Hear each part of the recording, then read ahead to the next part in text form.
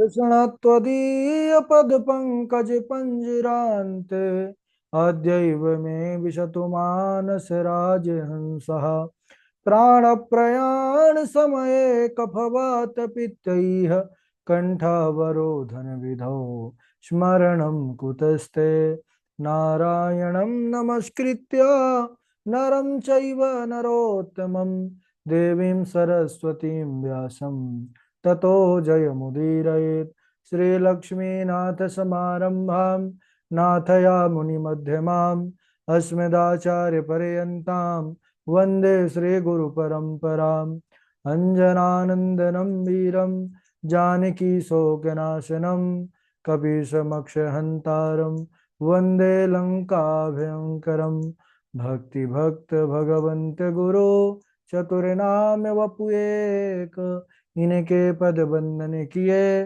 नासत विघ्न अनेक। बोले वृंदावन बिहारी लाल की जय। भागवत महापुराण की जय। सुखदेव भगवान की जय। परम मंगलमय परात्पर अखिलेश्वर अचिंत कल्याण गुणगण निधान सर्वेश्वर सर्वाधिपति अकारण करुणा वरुणालय अकारण करुणाकारक सकल जन कल्लशापहारक परात्पर परब्रह्म सच्चिदानंद स्वरूप परम पिता परमात्मा श्री राधा गोविंद सरकार राधा रमण बाधा हरण श्री बांके बिहारी लाल उनका यह वांग में शब्द में विग्रह श्रीमद् भागवत महापुराण कोटि कोटि नमन कोटि कोटि प्रणाम। इस परम पावन पुराण ग्रंथ पारमहंसों की पावन संहिता को परमाराध्य नंदन नंदन यशोदा नंदन वृज नंदन देवकी नंदन श्याम सुंदर श्री कृष्ण के पाद पद्मों पर कुर्सा नमन नतमस्तक वंदन एवं अभिनंदन। उनकी आह्लादिनी शक्ति प्राण प्रिया जगत वंदनी वृषभानुनंदनी भासुती जगदीश्वरी बरसाने वाली श्री किशोरी जू के पावन चरणारविंदों पर कुर्सा प्रणति समस्त भूतादिक श्री राम मैं सब जग जानी करहूं प्रणाम जोरी जुग पानी। हम सबका परम सौभाग्य भागवत साप्ताहिक कथा सीखने का सद संकल्प विचार लेकर के एक स्थान पर एक साथ जुड़ करके इस पावन पुराण श्रीमद् भागवतम की तरफ अपने मन को चित्त को समाहित किए हुए हैं। बड़ी प्रसन्नता इस बात की है कि हम सब भागवत के जो है विश्राम की तरफ हैं, विश्राम चरित्र पर, और पुनः हम सब बहुत जल्दी ही महात्म यानी महिमा पर प्रवेश करने वाले हैं। हम सब पूर्व पर चर्चा कर रहे थे कि किस प्रकार भगवान श्री कृष्णचंद्र द्वारिकाधीश प्रभु ने उद्धव जी को पावन उपदेश किया। उद्धव जी भगवान की चरण पादुका लेकर के बद्रिका नाथ की यात्रा की।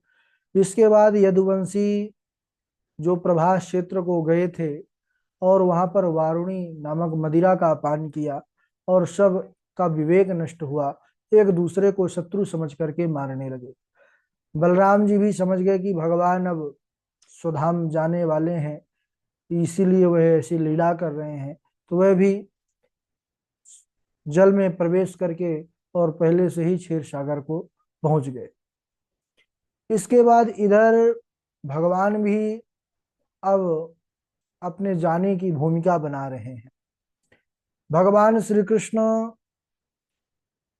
एक पीपल के वृक्ष के नीचे बैठ जाते हैं और दूर से ही एक व्याध ने जब भगवान के चरणों को देखा तो उसको ऐसा लगा कि कोई स्वर्ण मृग है, सोने के जैसे चमक रहा है मृग।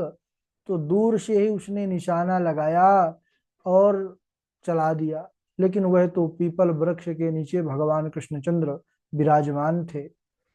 जैसे ही वह बाण छोड़ा अपने धनुष से, आकर के भगवान के चरणों में ही सीधा वह बाण लगा। आकर के जब देखा उस व्याध ने तो रोने लगा, कहने लगा प्रभु मुझसे तो बड़ा अपराध हुआ,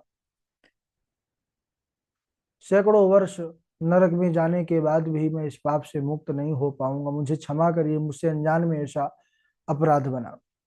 तब उन्होंने कहा कि देखो व्याध, तुम बिल्कुल भी यह मत सोचो कि यह तुमने किया है, यह सब मेरी ही इच्छा से हुआ है,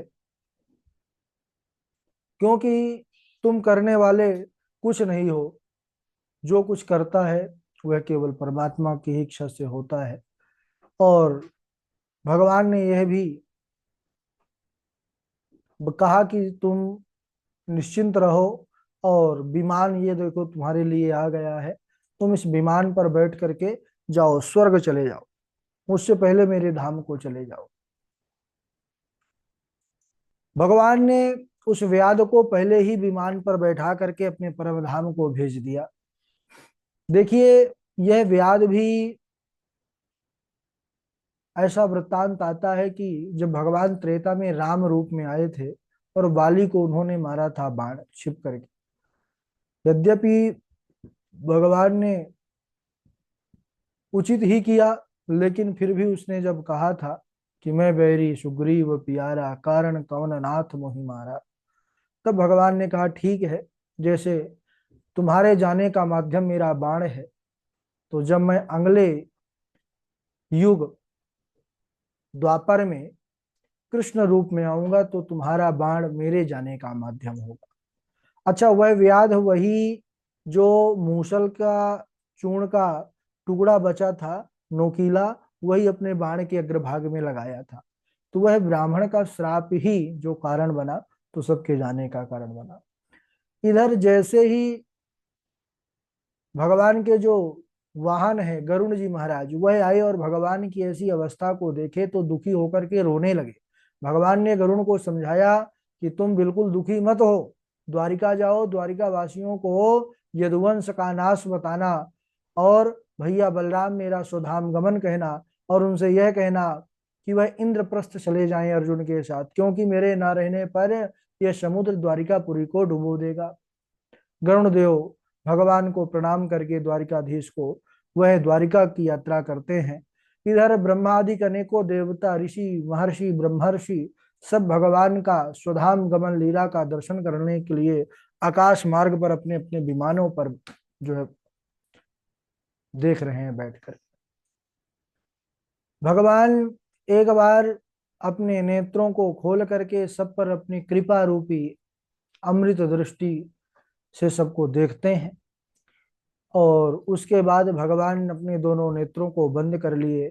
उसी समय एक ऐसा जोर का प्रकाश प्रकट हुआ है, क्योंकि भगवान चित स्वरूप भी हैं, प्रकाश स्वरूप है। तो ऐसा प्रकाश जोरों का हुआ महाराज, जिससे सूर्य चंद्र अग्नि सबका प्रकाश मंद पड़ गया, और भगवान के ही प्रकाश से पूरा सब जगमग हो गया। तो एक रूप से भगवान तो गोलोक धाम को चले जाते हैं, और दूसरे रूप में भगवान वही प्रकाश स्वरूप श्री कृष्णचंद्र इस भागवत पुराण में समाहित हो जाते हैं। बोलिए भक्त वत्सल भगवान की जय, द्वारिकाधीश भगवान की जय। इधर गरुण देव जब यदुवंश का नाश और भगवान कृष्ण भैया बलराम के सुधाम गमन की बात जैसे ही द्वारिका वासियों से बताए, तो सुनते ही देवकी मैया, रोहिणी मैया, वसुदेव जी ने अपने शरीर का त्याग कर दिया कि जब प्रभु नहीं रहे तो हम क्या करेंगे। अनेकों स्त्रियां सती हो गई, और बचे हुए सब अर्जुन जी के साथ जो है पहुंच गए इंद्रप्रस्थ। इसके बाद द्वादश स्कंध में कलिकाल में कैसे राजा होंगे, कैसी कलिकाल की दशा होगी, उसका वर्णन किया गया है।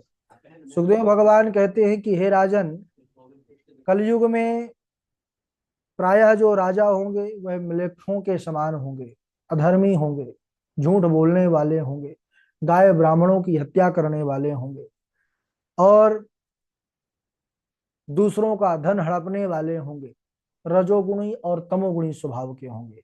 उनका केवल यही मंतव्य रहेगा कि हम किस प्रकार से दूसरों को जो है दुखी करें, दूसरों के दुख में ही वह सुखी रहेंगे। वित्तमेव कलौ नृणाम जन्माचर गुणोदय, धर्मन्याय व्यवस्थायाम कारणम बलमेव ही। कलयुग में जिसके पास बहुत सा धन होगा उसे ही सबसे बड़ा गुणी समझा जाएगा, जिसको बहुत बोलना आएगा उसे पंडित समझा जाएगा, दंभी पाखंडी को साधु समझा जाएगा, दूर के तालाब को तीर्थ समझा जाएगा, अपना पेट भर लेना ही सबसे बड़ा पुरुषार्थ रह जाएगा। सभी प्रकार के जो चारों प्रकार के आश्रम हैं, चार वर्ण हैं, इनकी प्रायः सभी की दशा बिगड़ जाएगी। जब कलयुग चरम सीमा पर हो जाएगा, पापाचार, अत्याचार, अनाचार ये खूब बढ़ जाएगा, तब भगवान कलयुग के अंत में संभल ग्राम में विष्णु यश नामक ब्राह्मण के घर कल के रूप में अवतार लेंगे और उस अधर्म का नाश करके भगवान धर्म की स्थापना करेंगे और पुनः सतयुग फिर शुभारंभ होगा। राजा परीक्षित पूछते हैं, गुरुदेव कलयुग में रहते हुए कलयुग के दोषों से बचने का क्या उपाय है, किस प्रकार इससे बचा जा सकता है? कलेर दोष निधे राजन अस्ति एको महान गुणः कीर्तनादेव कृष्णस्य मुक्त संगः परम व्रजेत। भगवान श्री कृष्ण के सुंदर कीर्तन नामों का किया जाए। कलिकाल में सबसे सरल साधन है इसके दोषों से बचने का। कलेर दोष निधे राजन अस्ति एको महान गुणा, है तो दोषों का खजाना परीक्षित महाराज, लेकिन इस समय एक ऐसा महान गुण है जो अन्य युगों में नहीं। क्या? बोले कीर्तना देव कृष्ण से मुक्त संगा परम ब्रजेत। मुक्त जीव केवल भगवान के नाम से कीर्तन से हो सकता है। देखिए हर युग में साधना की पद्धति बदल जाती है, हर युग में अपनी एक साधना की पद्धति होती है। तो किस युग में क्या प्रधान रहता है? तो कृते यदध्यायतो विष्णुम त्रेतायाम यजतो मखई द्वापरे परिचर्यायाम कलौ तद हरि कीर्तनात्। सतयुग में जिस फल की प्राप्ति बहुत सालों तक, कई कई हजार वर्षों तक ध्यान करने से, त्रेता यज्ञ की पद्धति आ गई, उसमें त्रेता में बड़े बड़े यज्ञ होते थे, द्वापर मूर्ति पूजा, और कलयुग में वही फल जो अन्य युगों में इन सब से होती थी, इन साधनों से। तो कलऊ तद हरि कीर्तनात्, केवल भगवान के कीर्तन से प्राप्त हो जाता है। कृत युग त्रेता द्वापरा पूजा मख अरु जोग, जो गति होई सो कल हरि, जो गति होई सो कल हरि, नाम ते पावही लोग। केवल नाम का आश्रय ले लिया जाए इस कलिकाल में तो वह नाम ही हमको परम पद की प्राप्ति करा देता है। सुखदेव भगवान से राजा परीक्षित ने प्रलय संबंधी प्रश्न किया, प्रलय कितने प्रकार के होते हैं? उन्होंने कहा, राजन प्रलय चार प्रकार के होते हैं, नित्य, नैमित्तिक, प्राकृतिक, आत्यांतिक। नित्य प्रलय क्या है? जो हम सब देख रहे हैं, एक आ रहा है, एक जा रहा है, एक और प्राणी जन्मता है, एक और प्राणी मरता है, ये नित्य प्रलय है। जो नित्य मर रहे हैं ये नित्य प्रलय है। अच्छा, इसके बाद नैमित्तिक प्रलय, बोले जो ब्रह्मा जी का एक दिन होता है, उसमें तो सृष्टि का पूरा क्रम चलता है, और जब ब्रह्मा जी का रात्रि होती है तो उस समय तीनों लोग जो है जलमग्न हो जाते हैं, तो उसे नैमित्तिक प्रलय कहते हैं, नित्य नैमित्तिक। अच्छा, ब्रह्मा जी का एक दिन भी बहुत बड़ा होता है, सहस्त्र युग पर्यंतम ब्रह्मणो दिन मुच्यते। सहस्त्र युग यानी चारों युग है ना, जब 1000 बार व्यतीत हो जाते हैं तब ब्रह्मा जी का एक दिन होता है। इतनी बड़ी ही रात्रि होती है, तो रात्रि में सब कुछ जो है जलमग्न हो जाता है। ये नैमित्तिक प्रलय है। और ब्रह्मा जी के भी एक एक दिन करके 30 दिन होते हैं, महीना होता है, साल होता है, और 100 वर्ष होते हैं। उनकी भी आयु उनके दिनों में 100 वर्ष कही गई है। तो 100 वर्ष जब हो जाते हैं तो उसको जो उसके बाद जो प्रलय होता है वह प्राकृतिक प्रलय है। और आत्यांतिक प्रलय क्या है? तो कहते हैं कि जीव जब अपने विवेक रूपी खड्ग के द्वारा ममता रूपी डोर को काट करके, अहंकार रूपी रस्सी को काट करके परमात्मा के स्वरूप में स्थित हो जाता है, उसको आत्यांतिक प्रलय कहते हैं। इस प्रकार सुखदेव भगवान राजा परीक्षित के समक्ष सुंदर कथा का वर्णन कर रहे हैं। और सुखदेव भगवान ने राजा परीक्षित को अंतिम उपदेश दिया। वह अंतिम उपदेश क्या है उसको हम अगले दिवस में श्रवण करेंगे। क्यों? क्योंकि द्वादश स्कंद का विश्राम होगा। और हम सब जानते हैं कि जब से इस कक्षा का शुभारंभ हुआ है तब से आज तक कभी इस कक्षा का विश्राम नहीं हुआ है। दो मतलब कोरोना काल के पहले से ही चल रही है कक्षा। तो जिस दिन हम विश्राम करते हैं उसी दिन महात्म्य में प्रवेश कर जाते हैं, है ना। छात्र एक रहें या छात्र 50 रहें, कक्षा कभी बंद नहीं होती है। ये प्रभु की कृपा है और जब तक उनकी कृपा रहेगी चलती रहेगी। तो हम सब कल के दिवस में बड़े प्रेम के साथ, भाव के साथ, विश्राम के साथ साथ प्रवेश भी कर लेंगे महात्मा में, महिमा में। तो आज यहीं तक, इसके आगे अगले दिवस। और जो बारी बारी से श्लोक हैं आप लोग पुराने श्लोक सुनाएंगे। सर्वप्रथम हमारे झा जी हैं, उसके बाद डॉक्टर वैशाली जी हैं, और शाम्भवी जी हैं, इंदु पराशर जी हैं, कृष्णा जी हैं, और मिथिलेश पांडे हैं, संजय तिवारी जी हैं, पायल किशोरी जी हैं। चलिए, स्वागत है झा जी। राधे राधे गुरु जी। हाँ, राधे राधे। नाहं तवाङ्घ्रिकमलं क्षणार्धमपि केशव त्यक्तुं समुत्सहेनाथ स्वधामनय मामपि। यः शास्त्रविधि मुतसृज्य वर्तते कामकारत न स सिद्धिमवाप्नोति न सुखं न पराङ्गतिम्। तस्मात् शास्त्रं प्रमाणं ते कार्याकार्यव्यवस्थितौ ज्ञात्वा शास्त्रविधानोक्तं कर्म कर्तुमिहार्हसि। आशा हि परमं दुःखं नैराश्यं परमं सुखं यथा संच्छिद्य कान्तासां सुखम सुसबापिंगा। राधे राधे गुरु जी। ठीक है, बहुत अच्छा। इंदु पराशर जी हैं। राधे राधे गुरु जी, प्रणाम। हाँ, राधे राधे।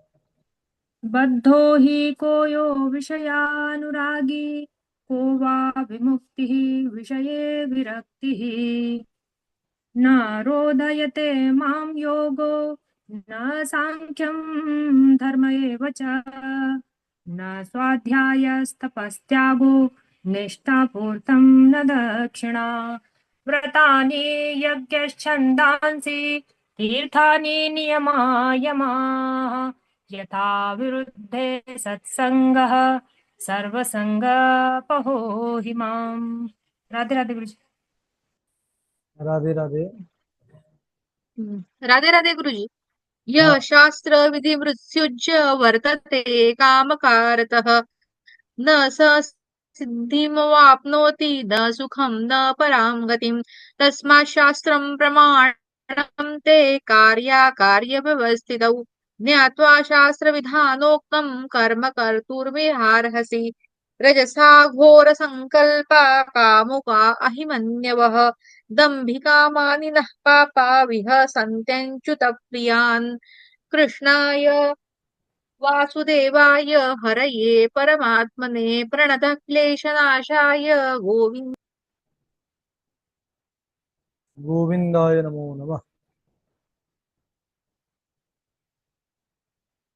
ठीक है, और आगे सुनाए। राधे राधे गुरु जी।